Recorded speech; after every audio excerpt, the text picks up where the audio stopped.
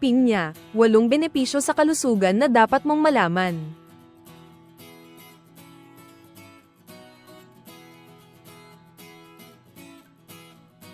Ang pinya ay isa sa mga pinakakilalang prutas sa buong mundo, hindi lang dahil sa tamis nito, kundi dahil din sa taglay nitong nutrisyon na may malaking epekto sa ating kalusugan.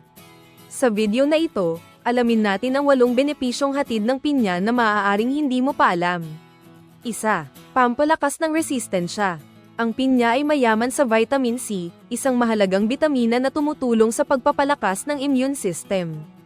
Isa lang na hiwa ng pinya ay maaaring magbigay ng higit sa kalahati ng arawang pangangailangan ng katawan sa vitamin C. 2. Tumutulong sa digestion.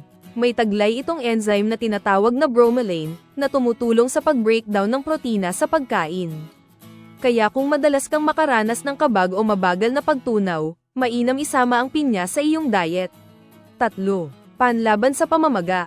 Ang bromelain ay hindi lang pang-digestion, ito rin ay natural na anti-inflammatory. Nakakatulong ito sa mga may arthritis, injury, o anumang kondisyon na may kasamang pamamaga ng kasukasuan o kalamnan. 4. Nakakatulong sa pagpapagaling ng sugat. Dahil sa taglay nitong vitamin C at anti-inflammatory properties, ang pinya ay maaaring makatulong sa mas mabilis na paghilom ng sugat, lalo na kung may kasamang impeksyon o pamamaga. 5. Pampaganda ng balat. Ang pinya ay tumutulong sa produksyon ng collagen, isang protina na mahalaga para sa elasticity at kalusugan ng balat.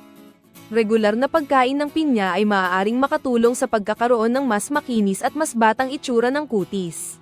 6. Natural na pampatanggal ng ubo at plema. Sa ilang bansa, ginagamit ang katas ng pinya bilang natural na remedyo sa ubo.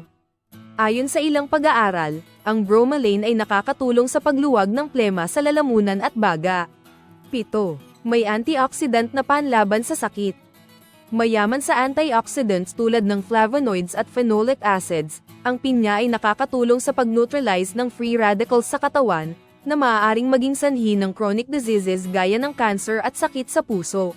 8. Nakatutulong sa hydration. Ang pinya ay binubuo ng halos 86% tubig.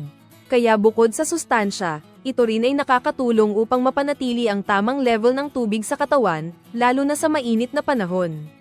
Ang pinya ay hindi lang basta prutas, isa itong powerhouse ng nutrisyon at benepisyo sa kalusugan. Subukan itong isama sa iyong regular na pagkain at pakinggan ang katawan mo habang ito'y lumalakas at gumaganda.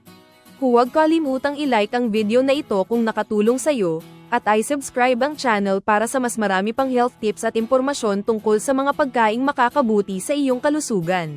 Kita-kits sa susunod na video.